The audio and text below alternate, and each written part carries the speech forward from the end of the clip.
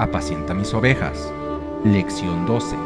El día del Señor. El propósito de la lección de esta semana es que profesamos ser peregrinos y extranjeros en la tierra, que vamos a un país mejor, el celestial.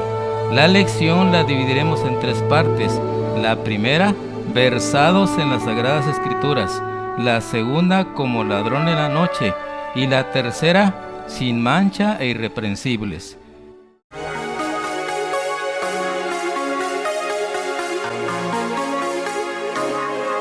Frecuencia cristiana. Si es cierto que no somos sino peregrinos aquí, que viajamos a una tierra donde solo pueden morar los santos, consideraremos como nuestra primera ocupación el conocer ese país. Preguntaremos diligentemente en cuanto a la preparación necesaria, los modales y carácter que debemos de tener a fin de ser ciudadanos ahí. Jesús, el rey de ese país, es puro y santo, y ha ordenado a sus seguidores: sed santos porque yo soy santo.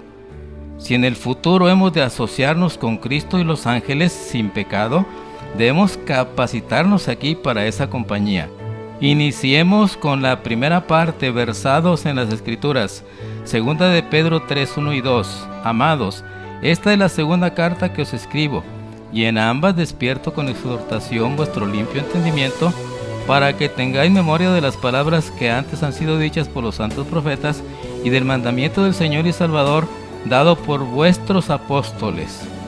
Dios nos habla por medio de sus obras en la naturaleza y por la influencia de su Santo Espíritu en el corazón. Dios nos habla también en su palabra.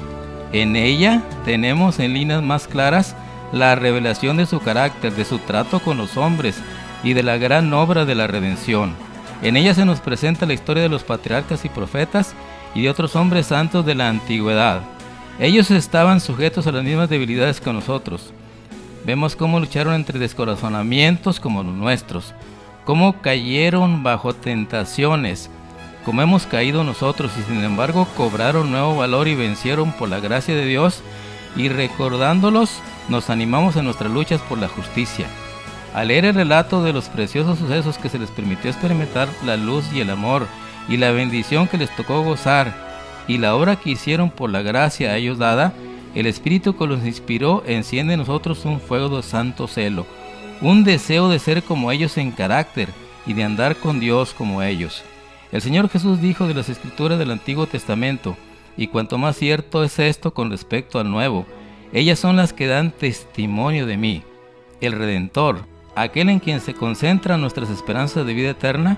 Si la Biblia entera nos habla de Cristo desde el primer relato de la creación, del cual se dice San Juan 1, del 1 al 3, en el principio era el Verbo, y el Verbo era con Dios, y el Verbo era Dios. Todas las cosas por Él fueron hechas, y sin Él nada de lo que ha sido hecho fue hecho. Hasta la última promesa: he aquí yo vengo pronto. Leemos acerca de sus obras y escuchamos su voz. Si deseáis conocer al Salvador, estudiad las Sagradas Escrituras, llenad vuestro corazón con la palabra de Dios. Son el agua viva que apaga vuestra sed, son el pan vivo que descendió del cielo. Jesús declara: a menos que comáis la carne del Hijo del Hombre y bebáis su sangre, no tendréis vida en vosotros. Y al explicarse dice: las palabras que yo os he hablado son espíritu y son vida. Nuestros cuerpos viven de lo que comemos y bebemos, y lo que sucede en la vida natural sucede en la espiritual. Lo que meditamos es lo que da tono y vigor a nuestra naturaleza espiritual. El tema de la redención es un tema que los ángeles desean escudriñar, y será la ciencia y el canto de los redimidos durante las interminables edades de la eternidad. ¿No es un tema digno de atención y estudio ahora? La infinita misericordia y el amor de Jesús, el sacrificio hecho en nuestro favor, demandan de nosotros la más seria y solemne reflexión. Debemos espaciarnos en el carácter de nuestro querido Redentor e Intercesor. Debemos meditar en la misión de aquel que vino a salvar a su pueblo de sus pecados. Cuando contemplamos así los asuntos celestiales, nuestra fe y amor serán más fuertes y nuestras oraciones más aceptables a Dios, porque se elevarán acompañadas de más fe y de más amor. Serán inteligentes y fervorosas. Habrá una confianza constante en Jesús y una experiencia viva y diaria en su poder de salvar completamente a todos los que van a Dios por medio de él. La Biblia no fue escrita solamente para el hombre erudito, al contrario, fue destinada a la gente común. Las grandes verdades necesarias para la salvación están presentadas con tanta claridad como la luz del mediodía, y nadie equivocará o perderá el camino, solo aquellos que sigan su juicio privado en vez de la voluntad divina tan claramente revelada. No debemos conformarnos con el testimonio de hombre alguno en cuanto a lo que enseña las Sagradas Escrituras, sino que debemos estudiar la palabra de Dios por nosotros mismos. Si dejamos que otros piensen por nosotros, nuestra energía quedará mutilada y limitada nuestras aptitudes. No hay ninguna cosa mejor para fortalecer la inteligencia que el estudio de las Sagradas Escrituras. Ningún otro libro es tan potente para elevar los pensamientos, para dar vigor a las facultades como las grandes y ennoblecedoras verdades de la Biblia. Si se estudiara la Biblia como se debe de estudiar, los hombres tendrían una grandeza de espíritu, una nobleza de carácter y una firmeza de propósito que raramente pueden verse en estos tiempos. No se saca sino un beneficio muy pequeño de una lectura precipitada de las Sagradas Escrituras. Uno puede leer toda la Biblia y quedarse sin embargo sin ver su belleza o comprender su significado profundo y oculto. Un pasaje estudiado hasta que su significado nos resulte claro y evidente su relación con el plan de salvación resulta de mucho más valor que la lectura de muchos capítulos sin un propósito definido y sin obtener una instrucción positiva. No podemos obtener sabiduría sin una atención verdadera y un estudio con oración. Algunas porciones de la Sagrada Escritura son en verdad demasiado claras para que se puedan entender mal, pero hay otras cuyo significado no es superficial y no se disciernen a primera vista. Se debe comparar pasaje con pasaje. Debe haber un escudriñamiento cuidadoso y una reflexión acompañada de oración, y tal estudio será abundantemente recompensado. Continuemos con la segunda parte, como ladrón en la noche. Segunda de Pedro 3, 3 y 4. Sabiendo primero esto, que en los postreros tiempos vendrán burladores, andando según sus propias concupiscencias, diciendo: ¿dónde está la promesa de su advenimiento? Porque desde el día en que los padres durmieron, todas las cosas permanecen así como desde el principio de la creación. Judas 14 y 15. De estos también profetizó Enoc, séptimo desde Adán, diciendo: He aquí vino el Señor con sus santas decenas de millares, para hacer juicio contra todos, y dejar convictos a todos los impíos de todas sus obras impías que han hecho impíamente, y de todas las cosas duras que los pecadores impíos han hablado contra él. Los hombres de aquel entonces se burlaron de la insensatez del que no procuraba acumular oro o plata, ni adquirir bienes terrenales, pero el corazón de Enoc estaba puesto en los tesoros eternos. Había contemplado la ciudad celestial, había visto al Rey en su gloria en medio de Sión. Su mente, su corazón y conversación se concentraban en el cielo. Cuanto mayor era la iniquidad prevaleciente, tanto más intensa era su nostalgia del hogar de Dios. Mientras estaba aún en la tierra, vivió por la fe en el reino de luz. Durante 300 años buscó la pureza del alma para estar en armonía con el cielo. Durante 3 siglos anduvo con Dios. Día tras día anheló una unión más íntima, una comunión que hizo más y más estrecha hasta que Dios lo llevó consigo. Había llegado al umbral del mundo eterno, a un paso de la tierra de los bienaventurados. Se abrieron los portales y, continuando su andar con Dios tanto tiempo proseguido en la tierra, entró por las puertas de la santa ciudad. Fue el primero de los hombres que llegó ahí. Mediante la traslación de Enoc, el Señor quiso dar una importante lección. Había peligro que los hombres se dieran al desaliento debido a los terribles resultados del pecado de Adán. Pero las instrucciones que Dios dio a Adán, repetidas por Set y practicadas por Enoc, despejaron las tinieblas y la tristeza e infundieron al hombre la esperanza de que, como por Adán vino la muerte, por el Redentor prometido vendría la vida y la inmortalidad. En medio de un mundo condenado a la destrucción por la iniquidad, Enoc pasó su vida en tan íntima comunión con Dios que no se le permitió caer bajo el poder de la muerte. El piadoso carácter de este profeta representa el estado de santidad que deben alcanzar todos los que sean comprados de entre la tierra en el tiempo de la segunda venida de Cristo. En ese tiempo, así como en el mundo antediluviano, prevalecerá la iniquidad. Siguiendo los impulsos de su corrupto corazón y las enseñanzas de una filosofía engañosa, el hombre se ha rebelado contra la autoridad del cielo. Pero así como Enoc, el pueblo de Dios buscará la pureza de corazón y la conformidad con la voluntad de su Señor hasta que refleje la imagen de Cristo.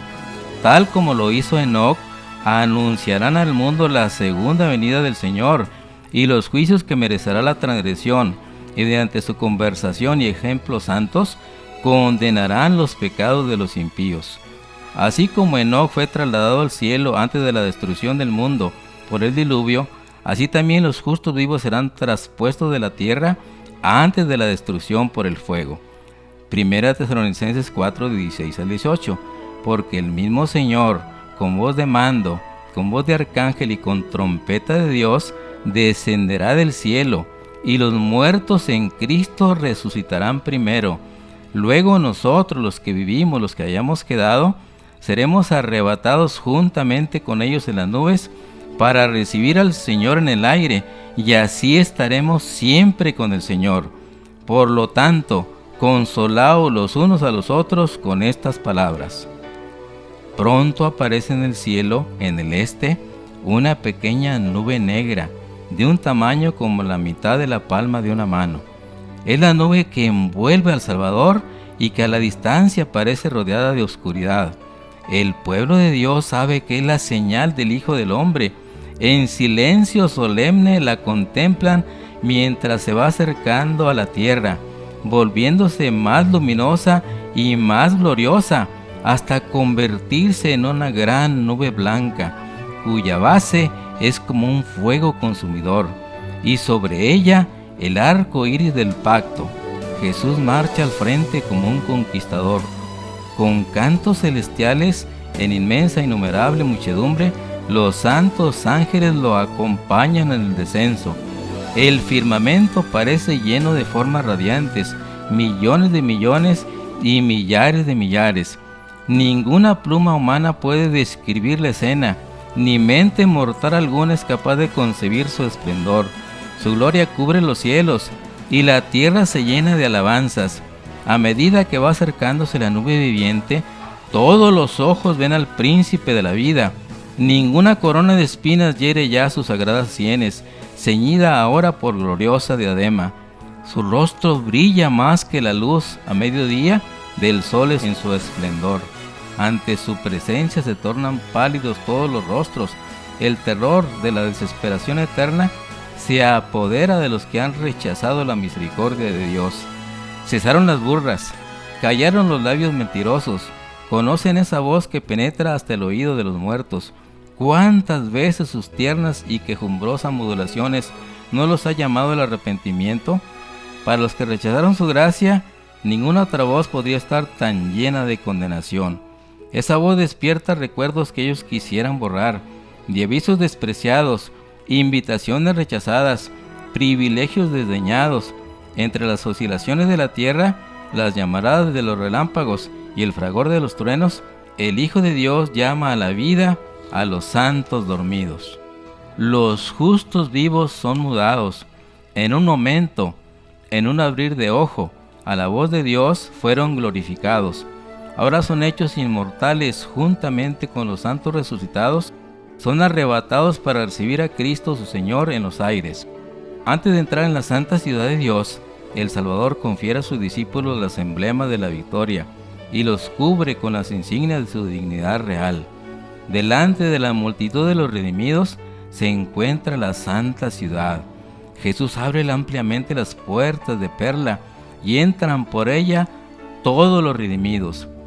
Cuando se da la bienvenida a los santos en la ciudad de Dios, un grito triunfante de admiración llena los aires.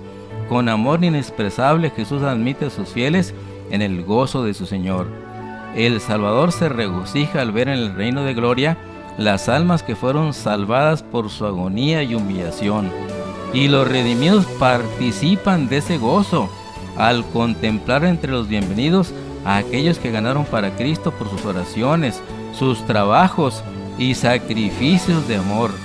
Al reunirse en torno del gran trono blanco, indecible alegría llena sus corazones cuando noten a aquellos a quienes han conquistado para Cristo y vean que uno ganó a otro y estos a otros más, para ser todos llevados al puerto de descanso, donde depositarán sus coronas a los pies de Jesús y las alabanzas durante los siglos sin fin de la eternidad. Finalicemos con la tercera parte, irreprensibles y sin mancha. Segunda de Pedro 3, 11 y 12. Puesto que todas estas cosas han de ser desechas, ¿cómo no debéis vosotros andar en santa y piadosa manera de vivir, esperando y apresurándoos para la venida del Señor, en el cual los cielos encendiéndose serán deshechos, y los elementos siendo quemados se fundirán? Muchos tienen la idea de que deben hacer alguna parte de la obra solos. Confiaron en Cristo para obtener el perdón de sus pecados, pero ahora procuran vivir rectamente por sus propios esfuerzos, mas todo esfuerzo tal fracasará. El Señor Jesús dice: porque separados de mí, nada podéis hacer. Él no es solamente el autor de nuestra fe, sino también su consumador. Ocupa el primer lugar, el último y todo otro lugar. Estará con nosotros no solo al principio y al fin de nuestra carrera, sino en cada paso del camino. Preguntaréis tal vez: ¿cómo permaneceremos en Cristo? Pues del mismo modo que lo recibisteis al principio. Por la fe llegasteis a ser de Cristo y por la fe tenéis que crecer en Él, dando y recibiendo. Tenéis que darle todo, el corazón, la voluntad, la vida. Daros a Él para obedecerlo en todo lo que os pida. Y debéis recibirlo todo, a Cristo, la plenitud de toda bendición, para que Él more en vuestro corazón, sea vuestra fuerza, vuestra justicia, vuestro eterno auxiliador, y os dé poder para obedecer.